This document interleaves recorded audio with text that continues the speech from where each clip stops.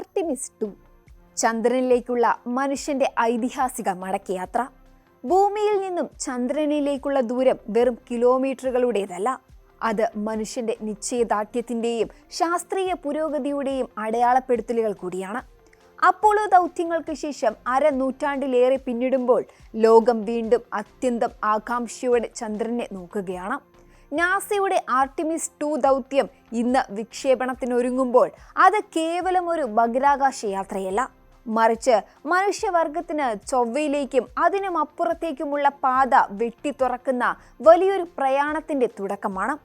4 ബഹിരാകാശ സഞ്ചാരികൾ അടങ്ങുന്ന സംഘം 10 ദിവസം നീണ്ടു നിൽക്കുന്ന അതിസങ്കീർണമായ ഒരു യാത്രയ്ക്കാണ് ഇന്ന് തുടക്കം കുറിക്കുന്നത്. ബഹിരാകാശ ചരിത്രത്തിലെ ഈ സുപ്രധാന ഏടുകളെക്കുറിച്ചും ഈ ദൗത്യം എങ്ങനെയാണ് മുന്നോട്ടു പോകുന്നത് എന്നതിനെക്കുറിച്ചും നമുക്ക് വിശദമായി പരിശോധിക്കാം. 1972 അപ്പോളോ 17 ദൗത്യത്തിന് ശേഷം ചന്ദ്രന്റെ ഭ്രമണപഥത്തിലേക്ക് മനുഷ്യൻ ഇതുവരെ തിരിച്ചുപോയിട്ടില്ല.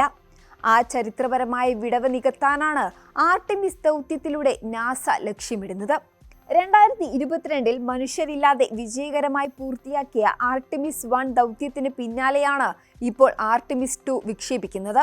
മനുഷ്യരെ വഹിച്ചുകൊണ്ട് ചന്ദ്രനെ വലം വെച്ച് തിരികെ വരിക എന്നതാണ് ഇതിന്റെ പ്രധാന ലക്ഷ്യം. വരാനിരിക്കുന്ന ആർട്ടിമിസ് 3 ദൗത്യത്തിലൂടെ ചന്ദ്രന്റെ ഉപരിതലത്തിൽ മനുഷ്യനെ ഇറക്കുന്നതിന് മുൻപുള്ള ഏറ്റവും നിർണായകമായ പരീക്ഷണമാണിത്. ചന്ദ്രനെ ഒരു ഇടത്താവളമാക്കി മാറ്റി അവിടെ ഒരു വലിയ ശാശ്വത ആവാസ വ്യവസ്ഥ ഒരുക്കുക എന്ന ദീർഘകാല ലക്ഷ്യത്തിന്റെ ആദ്യ പടിയാണിത്. ആർട്ടിമിസ് 2 ദൗത്യത്തിലെ 4 അംഗങ്ങളും തങ്ങളുടെ കരിയറിലെ ഏറ്റവും വലിയ വെല്ലുവിളിക്കാണ് തയ്യാറെടുക്കുന്നത്. Commander Reid Wiseman, pilot Victor Glover, mission specialist Christina Koch, mission specialist Jeremy Hansen എന്നിവരാണ് ഈ ചരിത്ര യാത്രയിലെ ഭാഗ്യശാലികൾ. ഇതിൽ ക്രിസ്റ്റീന കോച്ച് ചന്ദ്രനിലേക്ക് യാത്ര ചെയ്യുന്ന ആദ്യ വനിതയായും വിക്ടർ ഗ്ലോവർ ആദ്യ കറുത്ത വർഗ്ഗക്കാരനായും ചരിത്രത്തിൽ ഇടം പിടിക്കും. കനേഡിയൻ ബഹിരാകാശ ഏജൻസിയിൽ നിന്നുള്ള ജെറമി ഹാൻസൻ അമേരിക്കക്കാരനല്ലാത്ത ആദ്യത്തെ ചന്ദ്രയാത്രികനായി മാറും. ഇവരുടെ ഓരോ ചലനവും ഭൂമിയിലിരുന്ന ശാസ്ത്രജ്ഞർ സൂക്ഷ്മമായി നിരീക്ഷിക്കും. പേടകത്തിനുള്ളിലെ അതിജീവനവും ചന്ദ്രന്റെ ഭ്രമണപഥത്തിലെ വെല്ലുവിളികളും നേരിടാൻ മാസങ്ങളോളം നീണ്ടു നിൽക്കുന്ന കഠിനമായ പരിശീലനമാണ് ഇവർ പൂർത്തിയാക്കിയത്. ഫ്ലോറിഡയിലെ കെന്നഡി സ്പേസ് സെന്ററിൽ നിന്നും വിക്ഷേപിക്കുന്ന സ്പേസ് ലോഞ്ച് സിസ്റ്റം അഥവാ SLS ആണ് ഈ ദൗത്യത്തിന്റെ നട്ടെല്ല്. നാസ ഇതുവരെ നിർമ്മിച്ചിട്ടുള്ളതിൽ വെച്ച് ഏറ്റവും കരുത്തുറ്റ റോക്കറ്റാണിത്. ഏകദേശം 322 അടി ഉയരമുള്ള ഈ റോക്കറ്റ് വിക്ഷേപണ സമയത്ത് പുറപ്പെടുവിക്കുന്ന ഊർജം അവിശ്വസനീയമാണ്. റോക്കറ്റിന്റെ മുകളിൽ ഘടിപ്പിച്ചിരിക്കുന്ന ഓറിയോൺ എന്ന ക്യാപ്സ്യൂളിലാണ് സഞ്ചാരികൾ ഇരിക്കുന്നത്. മനുഷ്യർക്ക് ദീർഘകാലം കഴിയാനാവശ്യമായ ഓക്സിജൻ, വെള്ളം, താപനില നിയന്ത്രണം എന്നിവ നൽകുന്ന ആധുനിക സംവിധാനങ്ങൾ ഓറിയോണിലുണ്ട്. മുൻപത്തെ അപ്പോളോ പേടകത്തേക്കാൾ വലിയ സ്ഥല സൗകര്യവും സാങ്കേതിക മികവും ഓറിയോണിന്റെ പ്രത്യേകതയാണ്. പേടകത്തിന്റെ സുരക്ഷാ സംവിധാനങ്ങൾ ഓരോ ഘട്ടത്തിലും പരീക്ഷിക്കപ്പെടും. വിക്ഷേപണത്തിന് ശേഷം ആദ്യത്തെ കുറച്ച് മണിക്കൂറുകൾ അത്യന്തം ഉത്തേജകജനകമാണ്. ഭൂമിയുടെ ഗുരുത്വാകർഷണ വലയം ഭേദിച്ച് പേടകം നിശ്ചിത ഉയരത്തിലെത്തിയാൽ റോക്കറ്റിന്റെ വിവിധ ഘട്ടങ്ങൾ വേർപെടും. അതിനുശേഷം ഓറിയോൺ പേടകം ഭൂമിയെ ഒരു ദീർഘവൃത്താകൃതിയിലുള്ള ഭ്രമണപഥത്തിൽ വലയം വയ്ക്കാൻ തുടങ്ങും. ആദ്യത്തെ 1-2 ദിവസങ്ങൾ വരെ സഞ്ചാരികൾ ഈ ഭ്രമണപഥത്തിൽ തന്നെ തുടരും. ഈ സമയത്താണ് പേടകത്തിന്റെ life support system, communication, navigation എന്നിവ കൃത്യമായി പ്രവർത്തിക്കുന്നുണ്ടോ എന്ന് ഉറപ്പുവരുത്തുന്നത്. ഭൂമിയിൽ നിന്നും വളരെ ദൂരത്തേക്ക് പോകുന്നതിന് മുൻപുള്ള ഏറ്റവും പ്രധാനപ്പെട്ട പരിശോധനയാണിത്. ഇവിടെ എന്തെങ്കിലും സാങ്കേതിക തടസ്സങ്ങൾ കണ്ടെത്തിയാൽ യാത്ര തുടരുന്നതിന് പകരം ഭൂമിയിലേക്ക് സുരക്ഷിതമായി മടങ്ങാൻ സാധിക്കും എന്നതാണ് ഈ ഘട്ടത്തിന്റെ പ്രാധാന്യം. ഭൗമ ഭ്രമണപഥത്തിലെ പരിശോധനകൾ വിജയകരമായാൽ പേടകം അതിന്റെ പ്രധാന ഘട്ടത്തിലേക്ക് കടക്കും. ഇതിനെയാണ് ട്രാൻസ്ലൂണർ ഇഞ്ചക്ഷൻ എന്ന് വിളിക്കുന്നത്. ഓറിയോണിലെ എഞ്ചിനുകൾ അതിശക്തമായി ജ്വലിപ്പിച്ചുകൊണ്ട് ഭൂമിയുടെ ഭ്രമണപഥത്തിൽ നിന്നും പുറത്തു കടന്ന് ചന്ദ്രനിലേക്കുള്ള പാതയിലേക്ക് പേടകം പ്രവേശിക്കും. മണിക്കൂറിൽ 1000കണക്കിന് കിലോമീറ്റർ വേഗതയിലുള്ള ഈ യാത്ര ഏകദേശം 3 മുതൽ 4 ദിവസങ്ങൾ വരെ നീണ്ടു നിൽക്കും. ഈ ഘട്ടത്തിൽ സഞ്ചാരികൾ ഭൂമിയിൽ നിന്നും ഏറ്റവും വലിയ ദൂരത്തിലേക്ക് നീങ്ങുകയാണ്.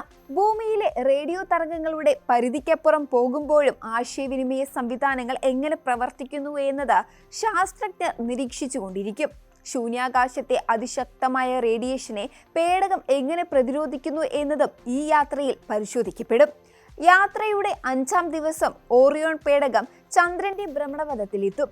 ചന്ദ്രന്റെ ഉപരിതലത്തിന് ഏകദേശം 10,000 കിലോമീറ്ററോളം അടുത്തുകൂടിയാകും പേടകം കടന്നു പോകുക. ഇവിടെ ഫ്രീ റിട്ടേൺ ട്രാജക്ടറി എന്ന സാങ്കേതിക വിദ്യയാണ് ഉപയോഗിക്കുന്നത്. അതായത് ചന്ദ്രന്റെ ഗുരുത്വാകർഷണം ഉപയോഗപ്പെടുത്തി പേടകത്തെ സ്വാഭാവികമായി ഭൂമിയിലേക്ക് തിരികെ വരാവുന്ന ഒരു പാതയിലേക്ക് തിരിച്ചുവിടുന്നു. ഇതിലൂടെ പേടകത്തിലെ ഇന്ധനം ലാഭിക്കാൻ സാധിക്കും. ചന്ദ്രന്റെ അദൃശ്യമായ മറുപുറം കടക്കുമ്പോൾ കുറച്ച് സമയത്തേക്ക് ഭൂമിയുമായുള്ള ബന്ധം വിച്ഛേദിക്കപ്പെടാൻ സാധ്യതയുണ്ട്. ആ നിമിഷങ്ങൾ ബഹിരാകാശ സഞ്ചാരികളെ സംബന്ധിച്ചിടത്തോളം വലിയൊരു പരീക്ഷണമാണ്. ചന്ദ്രന്റെ വിദൂരമായ കാഴ്ചകൾ കാണുന്നതിനൊപ്പം ഭാവിയിൽ ചന്ദ്രനിൽ ഇറങ്ങേണ്ട ഇടങ്ങളെക്കുറിച്ചുള്ള നിരീക്ഷണങ്ങളും ഈ ഘട്ടത്തിൽ നടക്കും. ചന്ദ്രനെ വലയം വെച്ച ശേഷം പേടകം ഭൂമിയിലേക്കുള്ള മടക്കയാത്ര തുടങ്ങും. 8 മുതൽ 10 ദിവസങ്ങൾ വരെ നീണ്ടു നിൽക്കുന്ന ദൗത്യത്തിന്റെ അവസാന ഭാഗമാണിത്. ഭൂമിയുടെ അന്തരീക്ഷത്തിലേക്ക് പ്രവേശിക്കുന്നതാണ് ഈ യാത്രയിലെ ഏറ്റവും അപകടകരമായ ഘട്ടം. മണിക്കൂറിൽ ഏകദേശം 40,000 കിലോമീറ്ററിലധികം വേഗത്തിലാണ് പേടകം ഭൂമിയിലേക്ക് പതിക്കുന്നത്. അന്തരീക്ഷവുമായുള്ള ഘർഷണം മൂലം പേടകത്തിന് പുറത്ത് ഏകദേശം 2800 ഡിഗ്രി സെൽഷ്യസ് വരെ ചൂട് അനുഭവപ്പെടും. ഈ കഠിനമായ താപത്തെ അതിജീവിക്കാൻ ഓറിയോണിലെ അത്യാധുനിക ഹീറ്റ് ഷീൽഡുകൾ സഹായിക്കും. ഈ ഘട്ടത്തിൽ പേടകത്തിന്റെ വേഗത കുറയ്ക്കാനായി പ്രത്യേക പാരച്യൂട്ടുകൾ വിടർത്തും. അവസാന ഘട്ടത്തിൽ പസഫിക് സമുദ്രത്തിലാണ് പേടകം പതിക്കുക. സ്പ്ലാഷ് ഡൗൺ എന്ന് വിളിക്കപ്പെടുന്ന ഈ പ്രക്രിയയ്ക്ക് മുൻപായി നാസയുടെയും അമേരിക്കൻ നേവിയുടെയും കപ്പലുകൾ ആ പ്രദേശത്ത് നിലയുറപ്പിച്ചിട്ടുണ്ടാകും. പേടകം കടലിൽ വീണാലുടൻ തന്നെ സഞ്ചാരികളെ സുരക്ഷിതമായി പുറത്തെടുക്കുകയും പേടകത്തെ കപ്പലിലേക്ക് മാറ്റുകയും ചെയ്യും. ഇവരുടെ ആരോഗ്യനില പരിശോധിച്ച ശേഷം പേടകത്തിലെ വിവരങ്ങൾ വിശകലനം ചെയ്യാൻ ശാസ്ത്രജ്ഞർക്ക് നൽകും. ഈ വിവരങ്ങളാണ് ആർട്ടിമിസ് 3 ദൗത്യത്തിന്റെ അടിത്തറയാകുന്നത്. എന്തിനാണ് നമ്മൾ ചന്ദ്രനിലേക്ക് പോകുന്നത്? പലരും ചോദിക്കുന്ന ഒരു ചോദ്യമാണിത്. വെറുമൊരു കൗതുകത്തിനപ്പുറം വലിയൊരു ശാസ്ത്ര ലക്ഷ്യം ഇതിനുണ്ട്. ഭൂമിയിൽ തീർന്നുകൊണ്ടിരിക്കുന്ന വിഭവങ്ങൾക്ക് പകരമായി ചന്ദ്രനിലെ ഹീലിയം 3 പോലുള്ള മൂലകങ്ങൾ കണ്ടെത്തുക, അവിടെ ഒരു ഗവേഷണ കേന്ദ്രം സ്ഥാപിക്കുക എന്നിവയാണ് ലക്ഷ്യം. ഇതിലുപരിയായി ചൊവ്വയിലേക്ക് മനുഷ്യനെ അയക്കുന്നതിനുള്ള ഒരു പരീക്ഷണ കേന്ദ്രമായി ചന്ദ്രനെ മാറ്റാൻ നാസ ആഗ്രഹിക്കുന്നു. കുറഞ്ഞ ഗുരുത്വാകർഷണത്തിൽ എങ്ങനെ ജീവിക്കാമെന്നും ദീർഘകാല ബഹിരാകാശ യാത്രകൾ ശരീരത്തെയും മനസ്സിനെയും എങ്ങനെ ബാധിക്കുന്നുവെന്നും പഠിക്കാൻ ചന്ദ്രൻ ഏറ്റവും അനുയോജ്യമായ ഇടമാണ്. ആർട്ടിമിസ് 2 ഒരു ദൗത്യം മാത്രമല്ല, അത് മനുഷ്യരാശിയുടെ പ്രത്യാശയാണ്. വിഭജനങ്ങളും പ്രതിസന്ധികളും നിറഞ്ഞ ഈ ലോകത്ത് മനുഷ്യൻ ഒന്നിച്ചു നിന്നാൽ അസാധ്യമായതിനെ കീഴടക്കാമെന്നതിന്റെ തെളിവാണ് ഈ യാത്ര. വിക്ഷേപണ സമയത്ത് SLS റോക്കറ്റ് ജ്വലിച്ചുയരുമ്പോൾ അത് ലക്ഷക്കണക്കിന് കുട്ടികൾക്ക് ശാസ്ത്രത്തിലേക്ക് തിരിയാനുള്ള പ്രചോദനമായി മാറും. വരും ദശകങ്ങളിൽ ചന്ദ്രനിലെ കോളനികളും ചൊവ്വയിലെ മനുഷ്യന്റെ പാദമുദ്രകളും നമ്മൾ കാണാൻ പോകുന്നുണ്ട് എങ്കിൽ അതിന്റെ ക്രെഡിറ്റ് ഇന്ന് തുടങ്ങുന്ന ഈ 10 ദിവസത്തെ സാഹസിക യാത്രയ്ക്കായിരിക്കും. ബഹിരാകാശ പരിവേഷണത്തിന്റെ സുവർണ കാലഘട്ടത്തിന് ഇന്ന് വീണ്ടും തുടക്കമിടുകയാണ്. ഈ ചരിത്ര നിമിഷത്തെ നമുക്ക് ആവേശത്തോടെ വരവേൽക്കാം. കൂടുതൽ വാർത്തകൾക്ക് News 18 Keralam YouTube channel subscribe ചെയ്യുക.